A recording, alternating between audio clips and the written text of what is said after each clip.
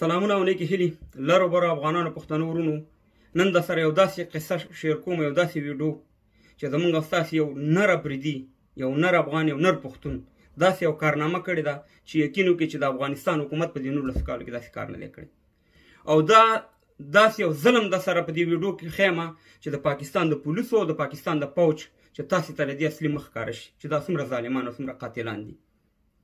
دغلته بیا ما عکس لګولی طارق افریدي چې واقعي چې دا احمدشاه ابدالي نوسی دی، واقعي چې دا د عجب خان افریدي نوسی دی، واقعي چې دا د فخر افغان باچا خان بابا نوسی دی، واقعي چې دا د خان صمد خان شهید نوسی دی. زمونږ یو کم 10 افغانان چې دوه سره په کوټه کې 10 افغانان د پاکستان د محبسونو نه راخلاص کړل. زه په دې خبرو کې دا یو خبره راته کوم چې د پاکستان په پولیسو کې به خم وي، په پوج کې به هم ښه وي، خو اکثر له بد، اکثر له وحشیان و اکثر له ظالمان د پاکستان د پولیسو په شان دي. وحشیان د پاکستان د پولیسو په شان دي، رشوت خواره، نمک حرامه، د خپل پلار په کفن کې به مولا چې د رشوت تمه کوي. او دغه امیر تاکالي کیس یو معمولي کیس دی، د دې نه غټ غټ کیسونه دي په دې ولایتونو په دې دا کې. د خو کسانو ته زما سلام دی. او همداسې پوج چې دا پوج جوړ شوی د کمې ورځې نه، دا د مسلمانانو او د پښتنو او د افغانانو په ضد جوړ شوی پوج دی. زه بیا درته په ثبوت نن دا شی نه وښیم. افغانانو پښتنو ورونو، اول در باندې دا ویډیو ګورم، بیا تاسو سره د خبرې کوم چې دې افریدي ورور زموږ کومه کارنامه نن کړې ده. السلام علیکم.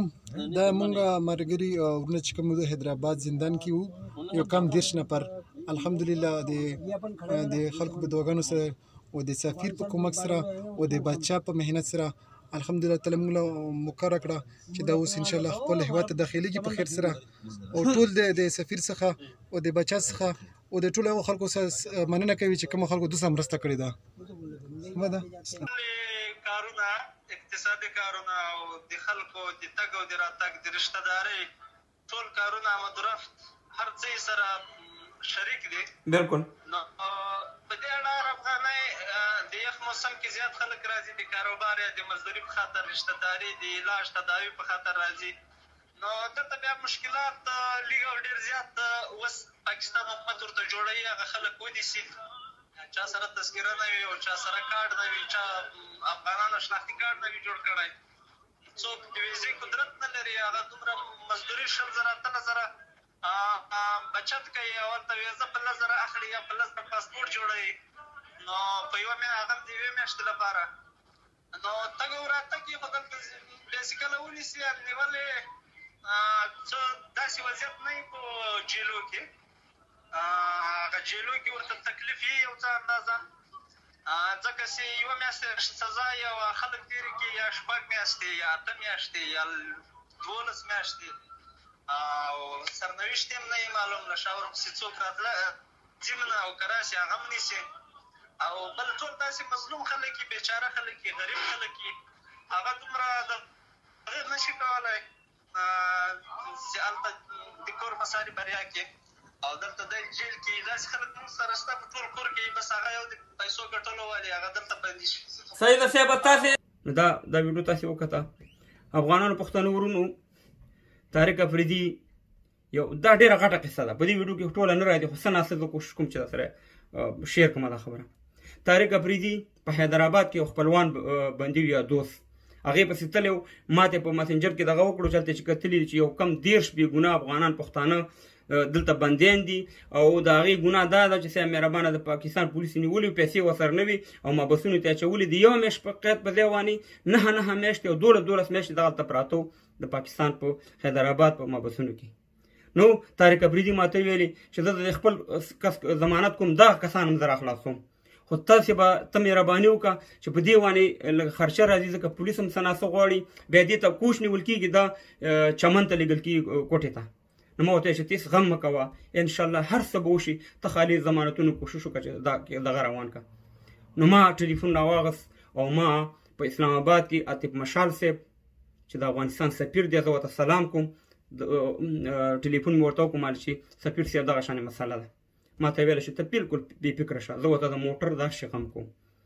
نو ما د طارق افریدي نمبر ورکړو، هغه سره رابطه وکړه او دغه یې ورته ونیو کوچ او هغه د کوټې بلوچستان په لور را روان کړ. نو چې خپل وطن ته ولي یو کم 10 کسان په دغه بس کې ناسي، تاسې به دغه ویډیو کتلی، او 2 کسان بیا په چمن کې ورسره شو، 11 کسان شو. نو هلته چې موږ دې چمن ته راوړه، نو هلته د پاکستان دا بېرحمه پوج، دا تور کارغان، دا لنګمار، دا وحشیان یو کرنیل هلته ناستو، او زموږ دا افغانان یې راواغستو، بیرته په مابس کې ور واچول. 14 ورځې په دې باندې بیا مابس تېر کړو افغانان ورونو. او په دې کې په دې خلکو کې تاسې یقین وکړئ چې د یو فامیل 4 کسانو یو کال کېدو چې خپل فامیل سره رابطه نه وه، تر دې پورې چې د تن جامې نه وي افغانان ورونو. په یو جوړ جامو کې د دا یو کال یا 9 میاشتې مابسونه تېر کړل. آیا داسې ظلم به څوک وکړي افغانان ورونو چې هر څه موږ مکمل راوړه، د هغې مابس نه م راویسته، د افغانستان د لیږلو اسناد ټول ورسره چې دا ډیپورټ شي، خو دې بېرحمو او دې وحشي پوجیان دغه کرنیل هغه 14 ورځې هلته په مابس کې واچول. آیا تاسې ماته ووایئ چې دومره ظلم په یو دنیا کې کېږي؟ او زه بیا د افغانستان د حکومت نه او بیا خصوصا د سفارتونو نه چې زمونږ او داسې په زرهاو بېګناه افغانان په دغه د پاکستان وحشي پولیسو بندیان کړي دي، معمولي چې رشوت یې والی رشوت نه ورکوي، دغه شانې مابسونه تېر چې کال او 9 میاشتې پراته وي.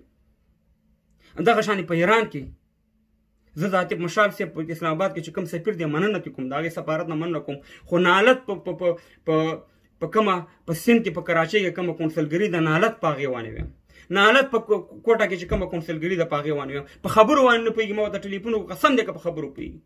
شنه ځناور یې دلته راوړي په کونسلګریانو کې درته اچولي دي. دا خو د سفارتونو د کونسلګریانو کار دی چې خپل افغانانو د پښتنو غم وکړي. چې زه د دې ځای نه پاڅېږم، زه دومره رابطه کوم چې خپل د طارق افریدي په وجه باندې یو کم 11 افغانان پښتانه د پاکستان د مابسونو نه خلاصوم. آیا سفارتونه دا کار نشي کولی؟ آیا کونسلګریان دا کار نشي کولی؟ دا د چا وظیفه ده؟ خو خبره دا د افغانانو ورونو چې موږ ګیله د چا نه وکړو. نو زه فقط تاسو ته دا وایم چې طارق افریدي ورور ډېره یو غټه کارنامه کړې ده، او دا ډېره غټه قصه ده. په دې کې تقریبا 1 میاشت په دې شي کې تېره شوې ده.